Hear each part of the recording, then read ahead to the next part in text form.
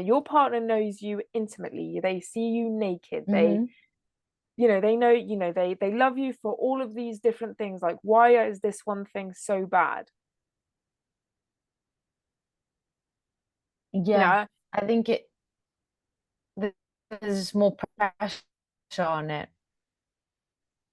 yeah, and I do agree there's more pressure on it. And then when you think, when you look at, I watched Desperate Housewives a few months ago, and there was I know Sex and the City addresses it, and Grey's Anatomy, and all these like really mainstream shows. I think they make an effort to kind of talk about these things, but they still put a stigma on these things.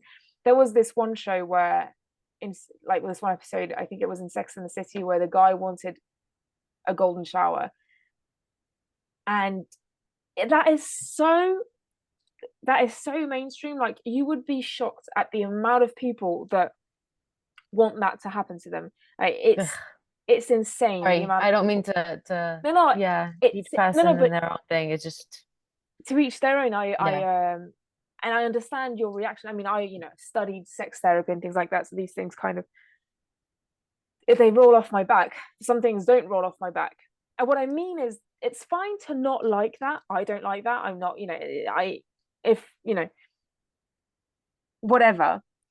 But when mainstream media addresses it in such a way that they kind of shame it, yeah, it's a shame. Like, it's a shame that they do that, because what does it change fundamentally, and how does that impact you and your life? And it doesn't. And so, you get all of these people who are completely terrified about asking what they want, because the example that they're given is, if you ask for what you want, people are going to say no and judge you and mock you to their friends, when actually I don't think people Yeah. are like that.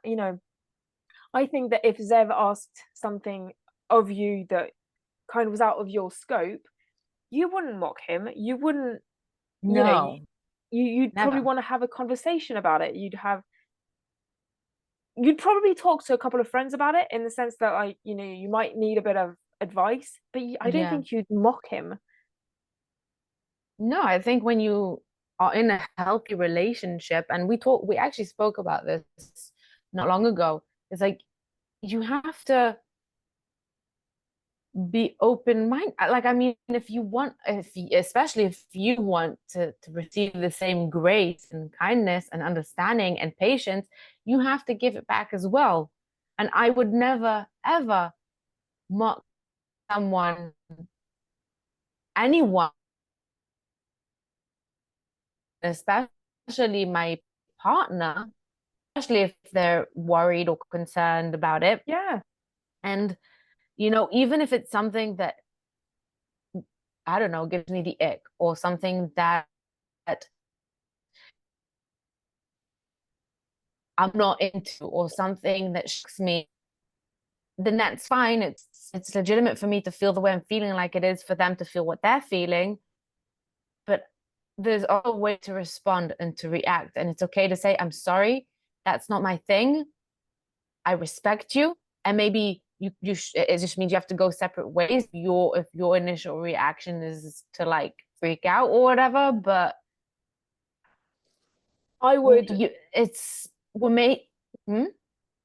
I would take that further, in the sense that, and then I don't have a concrete example with JT, or with Zev or whatever, but I think that it's fine to have a reaction of kind of, I don't know, like disgust or discomfort, things like that. You have your reaction, but then talk about it again and revisit it and go back to it, because you don't want to close the door on something. Like, actually think about it. And here, it's pointless to kind of take, fictitious examples, because it's not going to happen. But I would imagine that if JT were to ask something of me that kind of felt completely outside of my scope, um that we would be able to talk about it, and not I would Mm-hmm. not force myself to do what he wants, but I think I try to kind of open my mind to it, and see what it, why can we find some, another way of giving him this feeling or sensation. And I think that you would do the same with Zev, of just, Yeah. I mean, bar some exceptions that I don't know, there's, if there is a million things to do when it comes to sex, there's probably 1,000 things that are completely strange. So we're not gonna go into these details. But yeah, I think keep it, if you're with somebody that you love and loves you, you know, be open-minded to what they want, and ask for what you want, but don't do it in a way. I once dated a guy who was kind of like, I want to do this and it's going to happen like this and blah blah blah, and if you're not okay with it, then it's fine. I'm just like, well, you're not the boss of me, bye. But if he had maybe, spoken about it, like, this is what I really enjoy, can we talk about it, how, what do you enjoy, how can we make it, go both ways and things like that. And this isn't, this is having sex and making love. Like, you want to have an adult, vulnerable, open discussion about it. Yeah, and you I mean, you don't have to do something that you don't want to. There's no harm in just talking about things calmly, and maybe even trying it together and exploring. You never know. How would you know that you don't like it if you've never tried it? Obviously, there's certain things that, a bit extreme, so you can, together, or explore with yourself. We were saying before and about singles having sex and singles finding Mm. pleasure.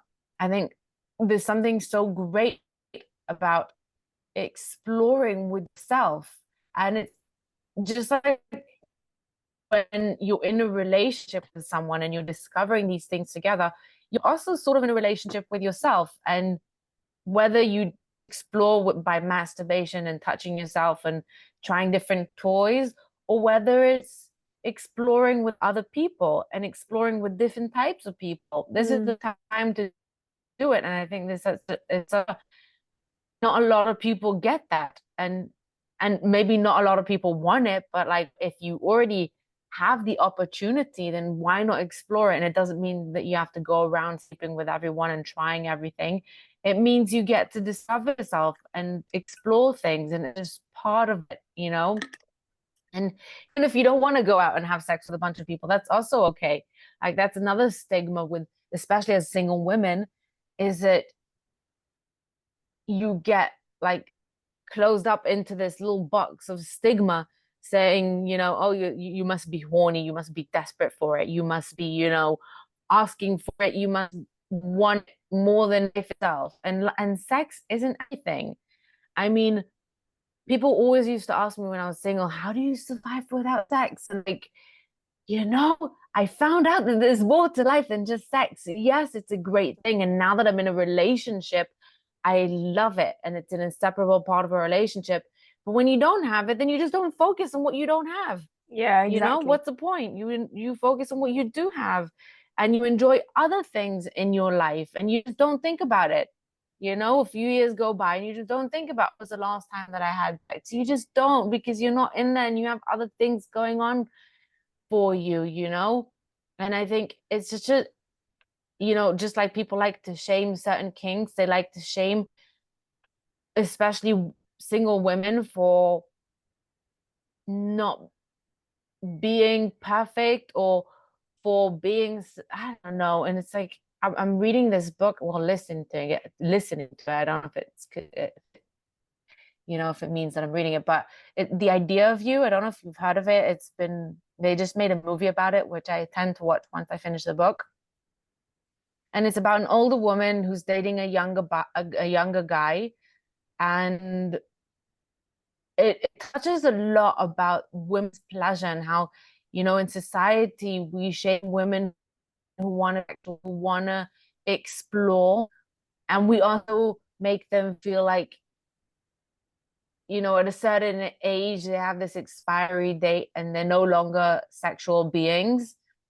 And it's Mm. it's it's an interesting topic, and I think it's something that the conversation about it has to change in general, not only in society but also towards ourselves. Mm-hmm.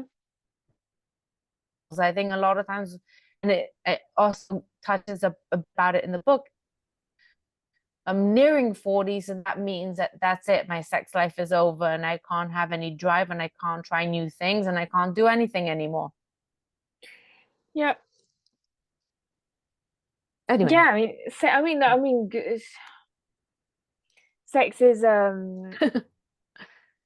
yeah, it's a I big think we just part of have life. to, It's a big part of yeah, life, but just it's be not the only open. part. And yeah, and be open and have the right conversations, and yeah, just test things out. And I think there's a plethora of things out there that you can just test. And if it's just even lubes Hmm. and things like that, I mean, we'll see what people kind of say and how they react to Lubes, those types of stuff. toys, Yeah, games, exactly. yeah. And even just games, like even just that of just you know role Like playing and there's things these like cute that. card games that Zev and I once played, which is fun. Role playing, yeah. Exactly. So yes, I mean, yeah, guys, tell us what do you think. Do you have any kinks that might Yeah, feel a bit strange? I don't know if you want to comment on these things, but you can send us a direct message. If you want to stay, anonymous. yeah. And yeah, and see how these things pan out. And let us know. Yeah, let us know your experiences. Have you ever felt like you were ashamed, or have you ever felt taboo about talking about something Mm, and things like that? So yeah, so let yeah, us know. And don't forget to like, comment, subscribe, follow wherever you are. We share. need you in the Yeah, house. We wanna we do. we want you to join our little community. Cool. Bye, everyone. Yeah. Bye bye.